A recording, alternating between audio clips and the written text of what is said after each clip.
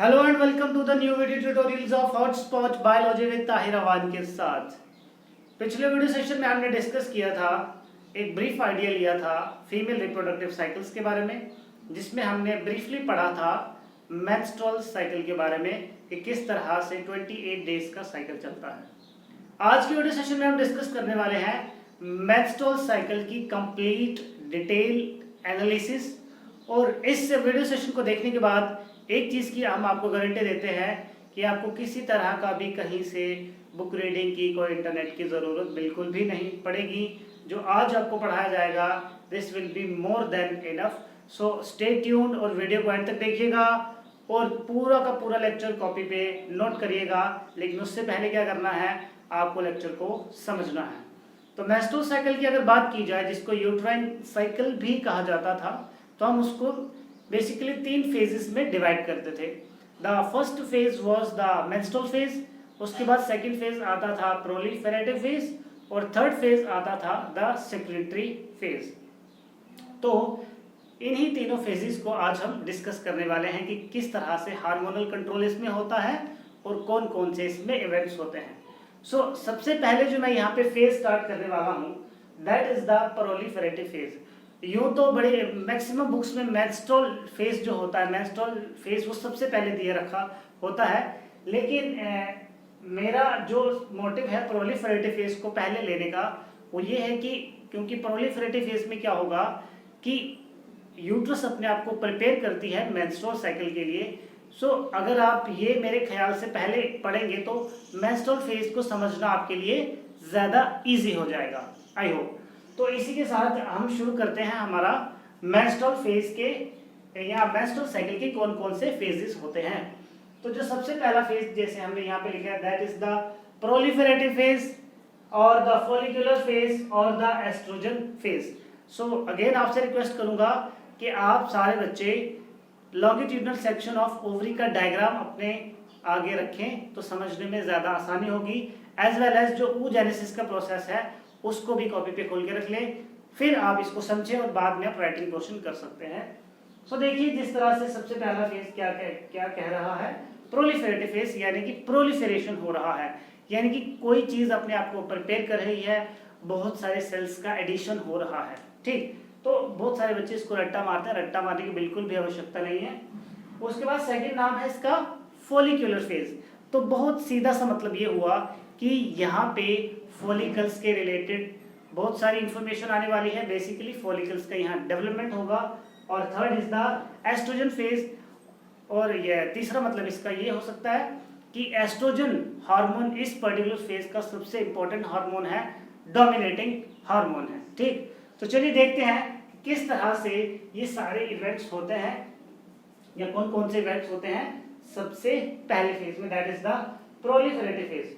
तो सबसे पहले क्या होगा कि जब जैसे ही फीमेल में प्यूबर्टी आता है, at the time of puberty वहां पे हमने देखा था हार्मोनल कंट्रोल में जो एंटीरियर पिट्यूटरी होता है, ये किसकी वजह से एक्टिवेट होता है, हाइपोथैलेमस सिग्नल देता है एंटीरियर पिट्यूटरी को, and the anterior pituitary will secrete the hormone FSH, that is the follicle stimulating hormone. जैसे ही वहाँ पे FSH रिलीज होता है, what does the FSH do? It stimulates the growth of selective follicles.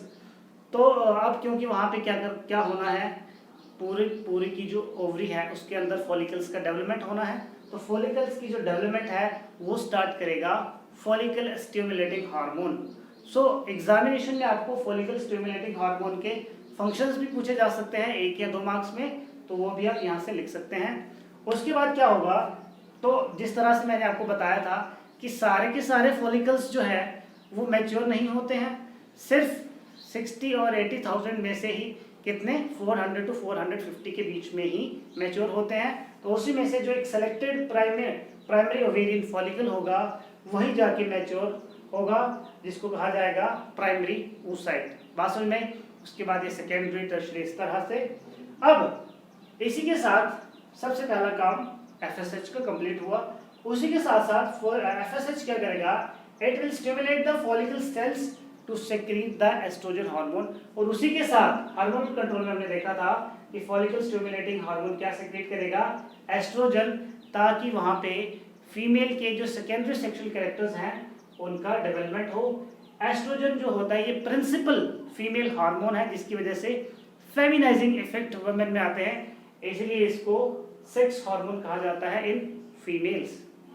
अब एक interesting चीज आपको मैं और बता देता हूं कि एस्ट्रोजन मेल्स में भी प्रेजेंट होता है, लेकिन हमारे में ये एक्सप्रेस नहीं हो पाता है, हमारे जीन्स इसको सप्रेस स्टेट में रखते हैं।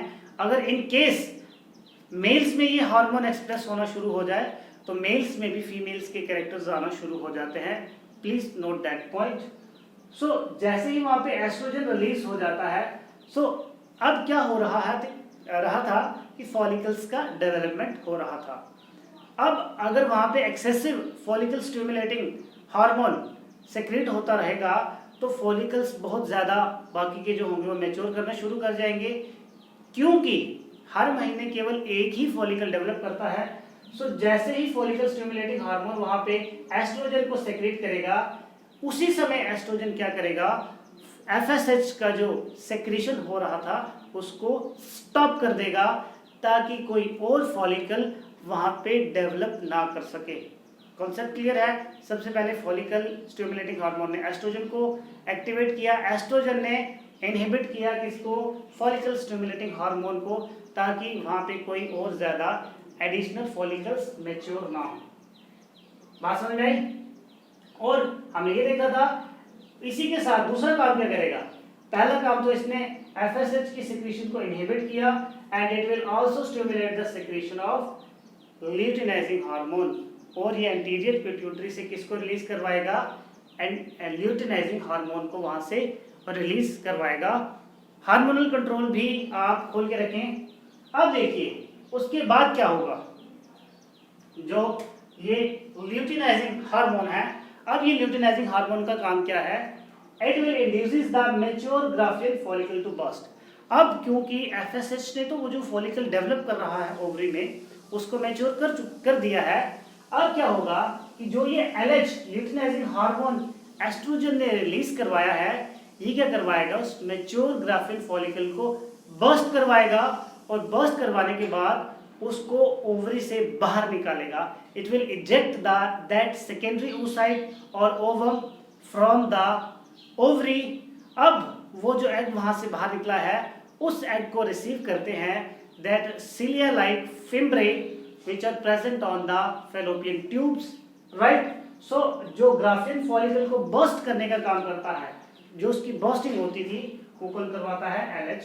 वेरी वेरी इंपॉर्टेंट पॉइंट, यही छोटे छोटे पॉइंट्स हैं जो कंपटीशन में आपको पूछे जा सकते हैं, ठीक, कि फॉलिकल की बर्स्टिंग किसकी वजह से होती है, और वहां से जो एग है वो फैलोपियन ट्यूब के एम्प्यूला पार्ट में आके रस्टिंग स्टेज में चला जाता है।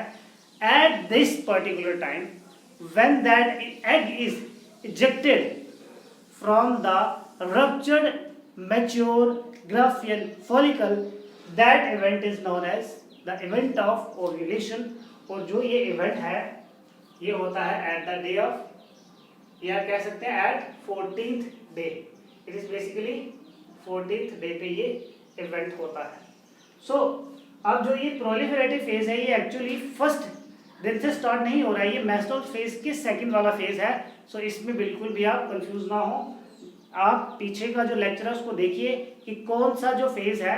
मैंने बताया था आपको कि जो मेंस्ट्रुअल फेज है ये 5 दिन का होता है, फिर 5 के बाद 14th डे यानी कि कह सकते हैं कि प्रोलिफरेटिव फेज के 9th डे और ओवरऑल 14th डे पे एग वहां से रिलीज होता है। Is that clear to you? अब उसके बाद क्या होगा, ओव्यूलेशन के बाद क्या होगा कि जो ये एस्ट्रोजन है, अब क्या होगा कि एग वहां से रिलीज हो चुका है, अब वो एग किसका वेट करेगा, for the sperm to be fuse. अब जब तक वो एग स्पर्म का वेट करेगा तो एस्ट्रोजन क्या करता है, क्योंकि वहां पे अब इम्प्लांटेशन का प्रोसेस होगा अगला, सो वो उस यूट्रस को प्रिपेयर करता है for implantation for the pregnancy period, और यूट्रस के साथ साथ वो वहां पे फीटस की नरिशमेंट के लिए भी व्यवस्था करता है। बात समझ नहीं? सो ये सारा काम कौन संभालता है, एस्ट्रोजन। अब यूट्रस को वो किस तरह से डेवलप करता है, तो हमने आपको बताया था यूट्रस की 3 अलग अलग लेयर्स होती थी। अब जो इम्प्लांटेशन का काम है वो करेगी एंडोमेट्रियम। तो ये क्या करेगा, एंडोमेट्रियम की जो वॉल है जो शुरू में थिन हो गई थी, थिन क्यों हो गई थी, क्योंकि वहां से इससे पहले मेंस्ट्रुअल फ्लो हो गया था तो वो थिन थी, लेकिन जैसे ही प्रोलिफरेटिव फेज आता है सो वो थिक होना शुरू हो जाएगी और वो आहिस्ता आहिस्ता थिक हो जाएगी। कौन कौन सी वॉल्स है उसमें, मेन वॉल है वहां पे एंडोमेट्रियम। सो एंडोमेट्रियम में क्या होगा, ब्लड वेसल्स बहुत ज़्यादा आएंगी, ब्लड वेसल्स की काफ़ी ज़्यादा कॉइलिंग होंगी, काफ़ी ज़्यादा ब्लड वहाँ पे इकट्ठा होगा। किस लिए, ताकि वहाँ की जो वॉल्स हैं वो अच्छे से नरिश हों, जो फीटस वहाँ पे इम्प्लांट होगा उसकी अच्छे से नरिशमेंट हो, राइट। उसके बाद क्या होगा, एस्ट्रोडायोल और एस्ट्रोजन उसके साथ साथ और क्या करता है, जो फैलोपियन ट्यूब्स होती हैं उनकी थिकनेस को भी इंक्रीज करता है, और फैलोपियन ट्यूब्स के साथ जो फैलोपियन ट्यूब्स में फिम्ब्रेई होते हैं उनकी सीलियरी मूवमेंट्स को भी वो इंक्रीज करता है, ताकि जल्दी से जल्दी क्या हो सके, वहाँ पे फर्टिलाइजेशन का प्रोसेस कंप्लीट हो सके। सो अगर मैं ओवरऑल इस फेज की समरी करूँ तो जो ये पर्टिकुलर फेज है ये बेसिकली इसका काम क्या है, इस फेज का केवल और केवल ये काम है कि इस फेज में जो यूट्रस है वो अपने आप को प्रिपेयर कर रही है इम्प्लांटेशन के लिए, और इस फेज में एक बहुत बड़ा इवेंट होता है, that is the event of ovulation. और जो ये फॉलिकुलर फेज होता है ये तकरीबन 12 से 14 डेज का पूरा पीरियड होता है, right. So this was the complete information about the proliferative phase, कौन कौन से हार्मोन इसमें इन्वॉल्व थे। अब हम देखते हैं कि प्रोलिफरेटिव फेज के बाद नेक्स्ट फेज जो होता है सेक्रेटरी फेज, उसमें कौन कौन से इवेंट्स होते हैं। सो अब हम देखते हैं कि फेज नंबर 2 में कौन कौन से चेंजेस होते हैं। सो फेज नंबर 2 कौन सा है, ल्यूटिल फेज और सेक्रेटरी फेज। सो बहुत सारे बच्चों को इसमें कंफ्यूजन रहता है, क्योंकि इसका नाम सेक्रेटरी फेज है तो कुछ बच्चे ये सोचते हैं कि शायद इसमें ओव्यूलेशन होता है, एग रिलीज होता है, सेक्रेट होता है। कुछ ये सोचते हैं कि इसमें मेंस्ट्रुअल फ्लो होता है इसलिए इसका नाम सेक्रेटरी फेज है, लेकिन ऐसा बिल्कुल भी नहीं है। तो चलिए देखते हैं कौन कौन से यहाँ पे इवेंट्स होते हैं।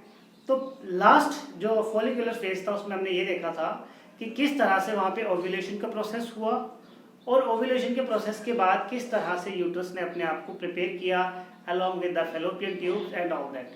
अब क्या है कि वहाँ पे जो ल्यूटिनाइजिंग हार्मोन है वो इस समय सबसे ज़्यादा प्रेजेंट है उस पर्टिकुलर फेज के एंडिंग में।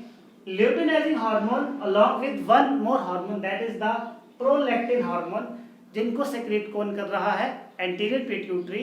तो ये क्या करेंगे, अब वो जो ग्राफियन फॉलिकल वहाँ से रप्चर हो चुका था, रप्चर होने के बाद वहाँ से जो सेकेंडरी oocyte रिलीज हो गया था, सो अब ल्यूटिनाइजिंग हार्मोन क्या करेगा, उस रप्चर ग्राफिन फॉलिकल को कन्वर्ट करेगा into a yellow coloured body which is known as corpus luteum.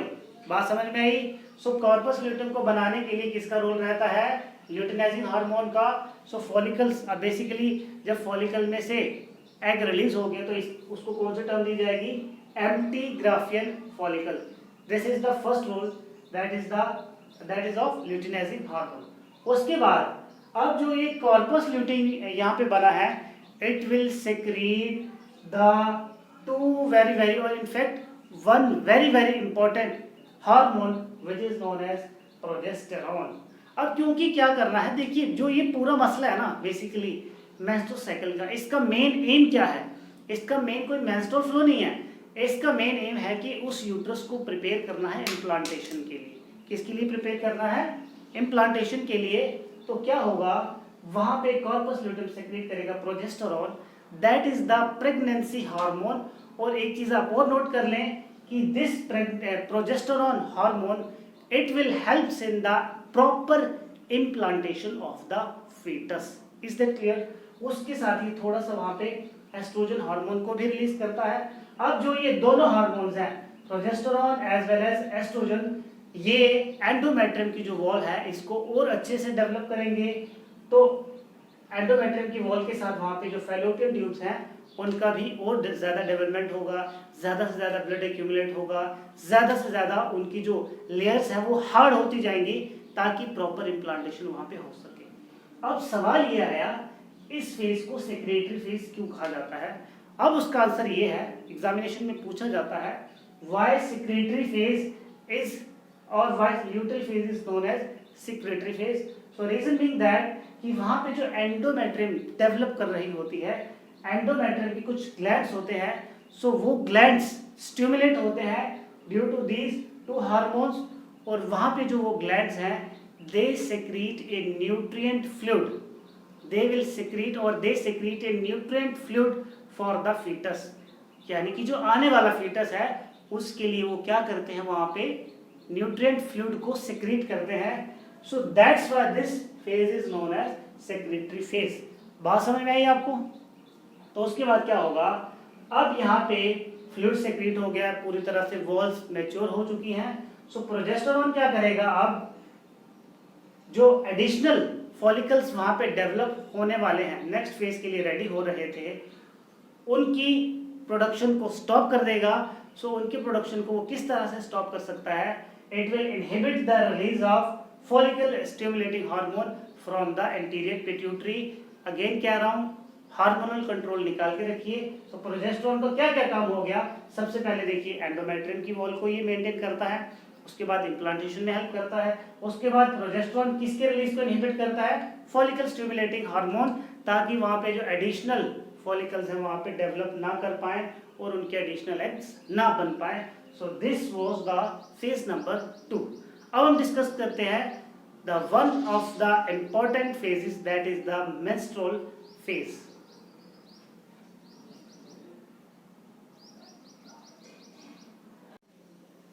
तो चलिए अब हम डिस्कस करते हैं द लास्ट फेज और probably you can say the first phase of menstrual cycle or the phase after the secretory phase or the luteal phase।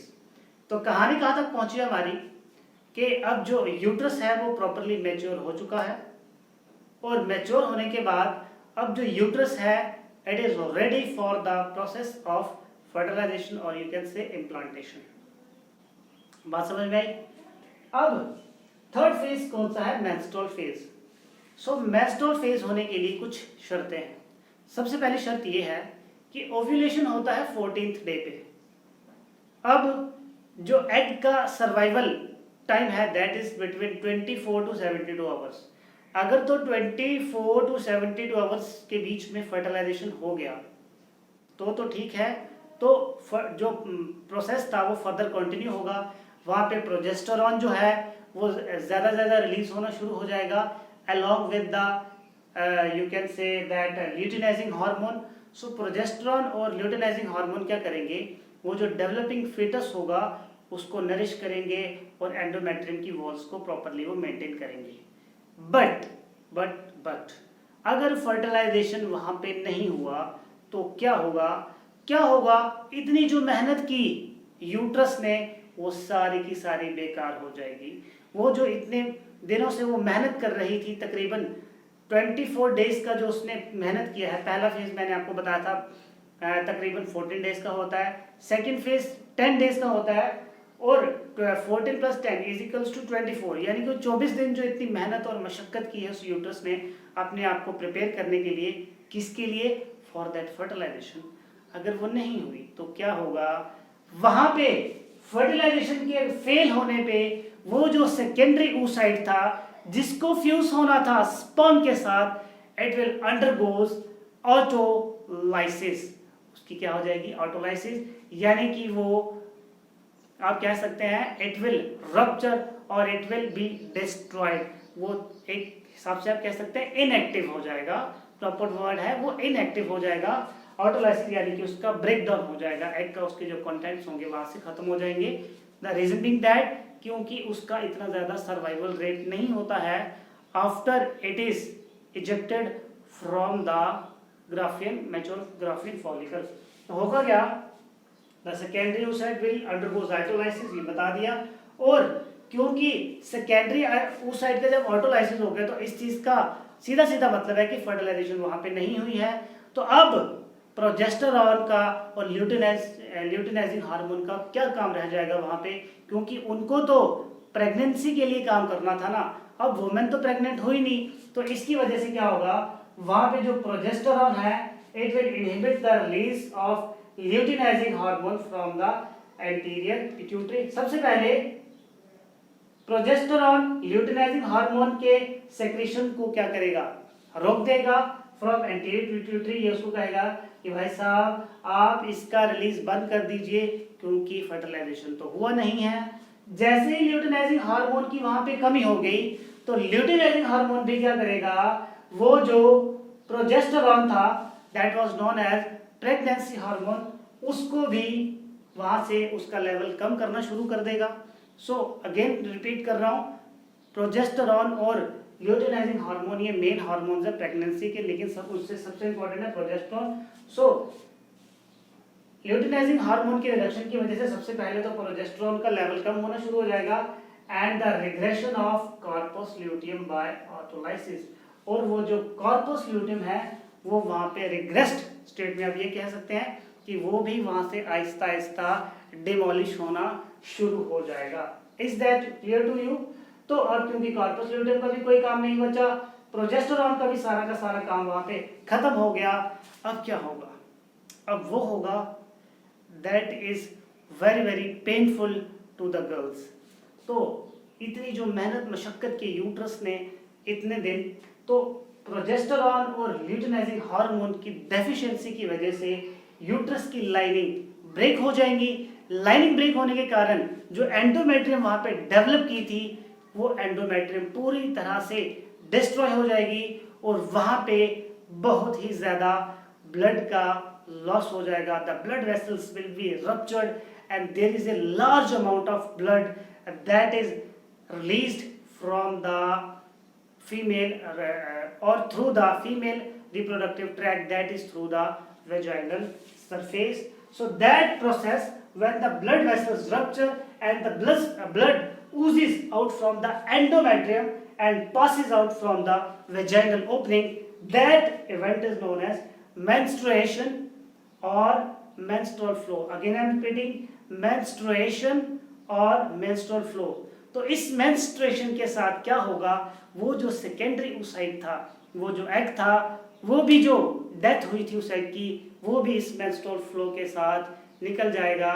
यानी कि आप कह सकते हैं कि किसी मरे हुए की मैयत निकल रही है उस ब्लड के साथ बाहर। So that's why this menstruation is known as the funeral of unfertilised egg. तो फ्यूनरल क्या होता है, जब किसी की मौत वगैरह हो जाती है तो उसको अस्थि पे को उठा के लेके जाते हैं, तो ये भी किसका फ्यूनरल हो रहा है, वो जो बेचारा सेकेंडरी oocyte था जो फर्टिलाइज नहीं हुआ है तो उसकी भी मैयत जा रही है उसी ब्लड के साथ। That event is known as menstruation. Is that clear to you? और ये मेंस्ट्रुएशन का टाइम पीरियड रहता है that is between 4 to 6 days, in fact 7 भी होता है, लेकिन मैक्सिमम टाइम्स 4 या 5 दिन का ये पूरा का पूरा इवेंट होता है और ये 24 और 25 डेज के बाद भी होता है। बात समझ में आई? सो ये जो कंप्लीट प्रोसेस था, देखिए पहला हुआ 14 डेज का, सेकंड 10 डेज का और ये तकरीबन 4 डेज का, और टोटल यहाँ पे हो गए 28 डेज। तो इसीलिए मैंने आपको प्रोलिफेरेटिव फेज सबसे पहले क्यों बताया कि जब मेंस्ट्रुअल फ्लो हो जाता है सो दोबारा से यूट्रस अगले फेज के लिए अपने आप को रेडी करती है और दोबारा से कौन सा फेज आ जाएगा, प्रोलिफेरेटिव फेज, और इस तरह से सारे के सारे सीक्वेंस वहां से चलते रहेंगे। आई होप कि आपको ये जो मेंस्ट्रुअल साइकिल आज हमने डिस्कस किया है काफी अच्छे से समझ में आया होगा। वीडियो को लाइक करना तो बनता है, अगर फिर भी कोई डाउट होगा तो जरूर आप कमेंट सेक्शन में हमें पूछिएगा। इसके नेक्स्ट फेज में हम डिस्कस करेंगे the graphical representations of menstrual flow as well as some typical terms related the menstrual cycle or menstrual flow, और वो बहुत ही इंटरेस्टिंग लेक्चर होने वाला है। So stay tuned for that. Till then stay safe, stay healthy and bye bye.